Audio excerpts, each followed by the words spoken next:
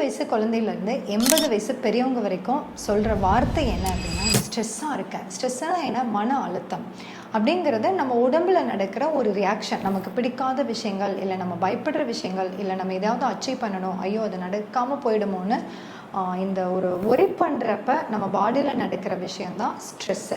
ஸ்ட்ரெஸ்ஸை எப்படி கண்டுபிடிக்கிறது அப்படின்னா, இப்போ ஒரு மாதிரி ரெஸ்ட்லெஸ்ஸாகவே இருப்போம்.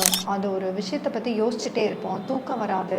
மற்றவங்க மேலே எரிஞ்செறிஞ்சு விழுவோம். நம்ம செஞ்சிட்ருக்கிற விஷயங்கள் கூட அதில் இன்ட்ரெஸ்ட் இல்லாமல் போயிடும். ஐயோ இது எக்ஸாம் பாஸ் பண்ணோம், இல்லை வேலை வாங்கணும், இல்லை கார் வாங்கணும், என்ன பண்ண போகிறோம் அப்படின்னு சொல்லிட்டு ஒரு மாதிரி ரெஸ்ட்லெஸ்ஸாகவே இருந்துட்டு தூக்கம் வராமல் நெஞ்சு வலியெல்லாம் வர்ற அளவுக்கு போகிறது தான் ஸ்ட்ரெஸ்ஸு. இது சம்டைம்ஸ் ஒரு ஷார்ட் டைம் ஸ்ட்ரெஸ் ஒரு ஹெல்ப்ஃபுல்லாக இருக்குன்னு வச்சுக்கோங்களேன். ஃபார் எக்ஸாம்பிள், நாளைக்கு இன்டர்வியூ இருக்குது, எக்ஸாம் இருக்குன்னா இன்றைக்கி கொஞ்சம் நம்ம அலர்ட்டாக தான் இருப்போம். அப்போ லிட்டில் பிட் ஆஃப் ஸ்ட்ரெஸ் தேவை. ஏன்னா அப்போ தான் நம்மளை அதை ஹார்ட் ஒர்க் பண்ண வைக்கும். பட் அதே ஸ்ட்ரெஸ் 2 மாதம் 5 மாதம் 1 வருஷம் 2 வருஷமாக அதே வேலையில் இருக்கும், அதைவே ரிப்பீட்டடாக படிச்சுட்ருக்கோம். அப்படிங்கிறப்ப அது உடம்புலையும் சரி மனசளவுலையும் சரி நிறைய பாதிப்புகளை ஏற்படுத்தும். அதை பற்றி தனி வீடியோவில் பார்ப்போம்.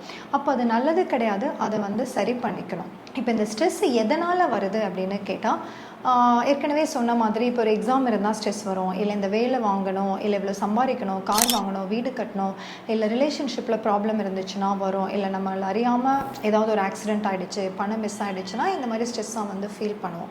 பட் இதெல்லாம் சின்ன சின்ன காரணங்களாக இருந்தாலுமே இது எல்லாத்தையும் பொதுவான அடிப்படையான காரணங்களுக்குள்ளே கொண்டு வந்தால் அது ஒரு 4 வகையாக பிரிக்கலாம். அது என்னென்ன அப்படின்னு கேட்டிங்கன்னா, ஃபஸ்ட்டு அதிக எதிர்பார்ப்பு. எங்கெல்லாம் அதிக எதிர்பார்ப்பு இருக்குதோ அது ஸ்ட்ரெஸ் வரும். ஃபார் எக்ஸாம்பிள், நான் கண்டிப்பாக 100% மேத்ஸில் வாங்கணும், கண்டிப்பாக இந்த ஜாப்பை வாங்கணும்னு நினைக்கிறப்போ ஆட்டோமேட்டிக்காக ஸ்ட்ரெஸ் வரும். 2வது கம்பேரிசன், மற்றவங்களோட ஒப்பிடுறது. அவங்களாம் கார் வாங்கிட்டாங்க, அவங்களாம் இப்படி ஹாலிடே போகிறாங்க, எனக்கு மட்டும் ஒன்றும் இல்லை, ஏன்னா மற்றவங்களோட கம்பேர் பண்ணுறப்ப ஸ்ட்ரெஸ் வரும். 3வது, நமக்கு நிறைய ஒர்க்லோடு அதிகமாகிறது. வீட்டில் இதை பண்ணணும், ஆஃபீஸ் போனால் இது பண்ணணும், ஐயோ அந்த டீச்சர் இவ்வளோ ஹோம்ஒர்க் கொடுத்துறாங்க, இந்த டீச்சர் இவ்வளோ ஹோம்ஒர்க் கொடுத்துறாங்க, இதுக்கடையில் நான் பார்ட்டி போகணும், நம்மளையும் பார்த்துக்கணும் அப்படின்னு நிறைய ஒர்க்லோடு அதிகமாகிறப்ப கண்டிப்பாக ஸ்ட்ரெஸ் வரும். 4வது ஃபியர் ஆஃப் ரிஜெக்ஷன். ஐயோ இதை நம்ம பண்ணலைன்னா நம்மளை எல்லாரும் மதிக்க மாட்டாங்களோ, இல்லை நமக்கு அது வெக்கமாக போயிடுமோ அப்படின்னு அஷேம்டாக ஃபீல் பண்ணுறது தான். மற்றவங்களுக்காக ஒரி பண்ணுறதுனாலையோ ஸ்ட்ரெஸ் ஆகும். இது எப்படி சரி பண்ணுறது அப்படின்னா, இப்போ இந்த ஒரு காரணங்களையும் சரி பண்ணாலே ஸ்ட்ரெஸ்லேருந்து வெளியில் வந்துடலாம். ஃபஸ்ட்டு அதிக எதிர்பார்ப்பு. இப்போ ஒரு விஷயத்தை செய்கிறோம் அப்படின்னா நம்ம 100% ஹார்ட் ஒர்க்கு போடுவோம்.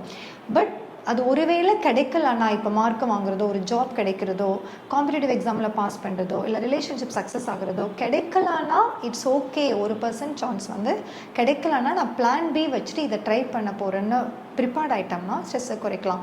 2வது, மற்றவங்களோட கம்பேர் பண்ணாதீங்க. அப்போ கம்பேர் பண்ணலாம், நான் எப்படி டாக்டர் அடுத்த லெவலுக்கு போகிறது அப்படின்னு நினச்சிங்கன்னா, உங்களோட பாஸ்ட்டை கம்பேர் பண்ணுங்கள். நான் லாஸ்ட் இயர் இவ்வளோ சம்பாதிச்சேன், இப்போ இதுக்கு நான் வர போகிறேன்.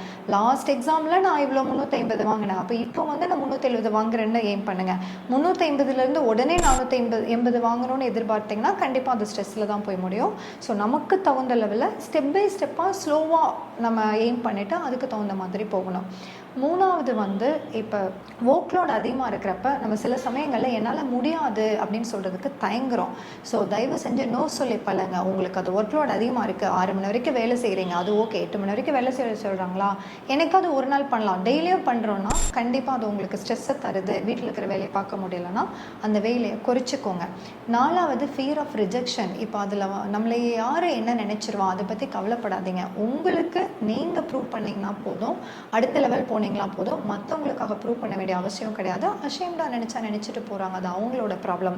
ஜென்ரலாக ஸ்ட்ரெஸ்ஸை குறைக்கிறதுக்கு நான் சொன்ன 4 விஷயங்களை ஃபாலோ பண்ணுறது தவிர, இப்போ வாக்கிங் போகலாமா, மெடிடேஷன் பண்ணலாமா, தாராளமாக பண்ணலாம். அந்த ஸ்ட்ரெஸ்ஸை பற்றி யோசிக்காமல் உங்களை ரிலாக்ஸேஷன் பண்ண யோகா பண்ணுறது, மெடிடேஷன் பண்ணுறது, ஒரு பாட்டு கேட்குறது, இல்லை டிவி பார்க்குறது, நமக்கு மனசுக்கு பிடிச்சவங்களோட பேசுகிறது, ஃப்ரெண்ட்ஸு ஃபேமிலியோட வெளியில் போகிறதுன்னு விஷயங்களை செஞ்சிங்கன்னா ஈஸியாக ஸ்ட்ரெஸ்ஸை ஹேண்டில் பண்ணிக்க முடியும். இதுவும் முடியலைன்னா சைக்காட்ரிஸ்ட்டை பார்த்து ஹெல்ப் கேளுங்க.